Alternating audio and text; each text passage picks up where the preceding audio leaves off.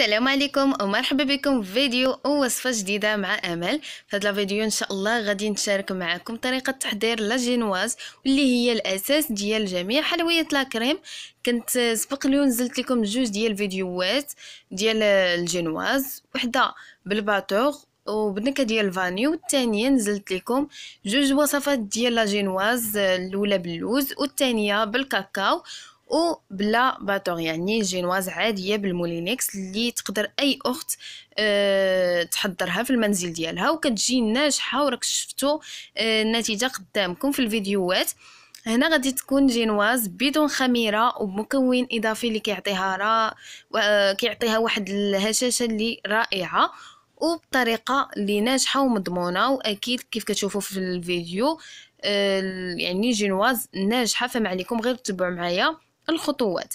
بالنسبه للمكونات عندي 5 ديال البيضات اللي فرقتهم، الصفر بوحدو والبيض البيض بوحدو. عندي كاس ديال العنبه يكون مملوء من الدقيق، هنا الدقيق الخاص بالحلويات. عندي ايضا كاس عنبه من السكر سنيده واللي من الضروري تكون حبيبات ديالها رقيقه باش كتذوب لنا بسرعه. معلقه صغيره من النشا و هكا غير شويه ديال اولا تقريبا 4 معالق صغيره ديال الكاكاو المر ونكهه الفاني.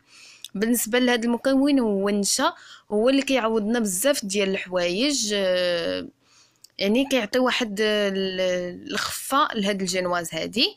بالنسبه للطريقه غتتبعوا معايا الخطوات وغتسمعوا النصائح ديالي باش تنجح معكم الجينواز واخا تكون من التجربه الاولى.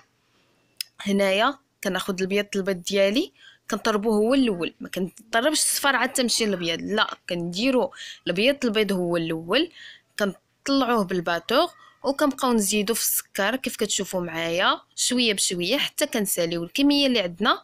هنا السكر قلت لكم يكون سكر سنيده حبيبات رقيقه باش بسرعه كتذوب لينا. الى هكا جبتوها غليظه كطحنوها شويه، او لا ما بغيتوش ممكن ديروا سكر بودره كيف كتشوفوا معايا. هنا انا غادي نستعمل هنا جوج ديال الجينوازات، وحده بالفاني والاخرى بالكاكاو، ولكن غيكونوا من نفس الخليط. من بعد كيف كتشوفوا معايا ملي كيطلع ليا البيض البيض وكيتشكل هكا بحال الشكل ديال الثلج، كيبيض وكيعقد، غادي نبدا نزيد في الصفر ديال البيض. فضروري هنايا البيض يكون بحرارة المطبخ لانه اساسي في الجينواز، ضروري خاصو يكون البيض في حرارة المطبخ، حيت غادي يعذبكم. حاليا دابا شهر 12 راه كيكون الجو بارد وكيكون البيض اصلا بارد، الا دخلنا الثلاجه راه صافي ما كيبقاش يؤدي ديك الوظيفه ديالته، ما كيطلعش لنا بسرعه. فإلا لنفرض انكم نسيتوه في الثلاجه كتخرجوا كتاخذوا واحد هكا اناء كديروا فيه الماء دافي وكتخشيو فيه داك البيض ديالكم تقريبا 5 دقائق باش كترجع عليه ديك الحراره ديالته. هنا كنبقى نضيف في صفاره البيض وكنبقى نخلط بهذا الشكل هذا، كنبقى نخلط مزيان وكنزيد الفاني. اللي ما عندهاش الفاني السائله ممكن دير بودره اولا سكر فانيلا، وممكن تضيفوها في الاول ماشي حتى الاخير، ماشي مشكل. مني كيطلع ليا الخليط ديالي بهذا الشكل صافي.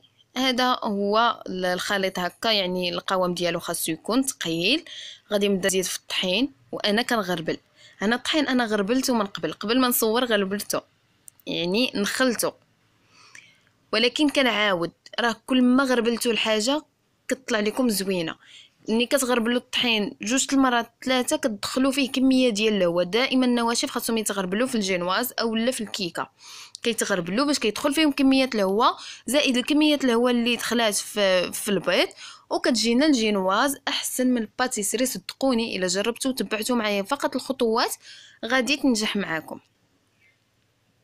صافي كنبقى نخلط هكا بالفوي، ما كنخلطش بالباطوغ، هنا بالفوي غادي نخلط من الاسفل للاعلى بهذا الشكل، وكنمشي في نفس الاتجاه، ماشي خطره هكا نمشي في اليسار وجهه عاوتاني نمشي في اليمين، لا كنمشي في نفس الاتجاه باش كنحافظ على القوام ديال البيض ديالي. ومن بعد صافي مني غادي توجد ليا كنزيد فقط ديك المعلقه ديال المعلقه صغيره النشا، حيت شاركت انا نفس التفصيل فيه نشا وكاكاو. غادي ناخذ فقط ديك النشا نزيدو في الخليط ونخلط مزيان، والكاكاو غادي نقسم الخليط ديالي على 2. الكاكاو غنخليه حتى الجينواز الثانيه. صافي هنايا كيف كتشوفوا القوام ديال الخليط ديالي، ها هو صافي. هذا هو القوام الصحيح كيف كتشوفوا معايا، كيكون هكا ثقيل. دابا غادي ناخذ لاطه ديال الفران اولا صينيه الفران، غادي نرشها هكا شويه بالماء، عاد غادي ندير فوق منها ورقه الزبده اولا ورق السلفوريزي.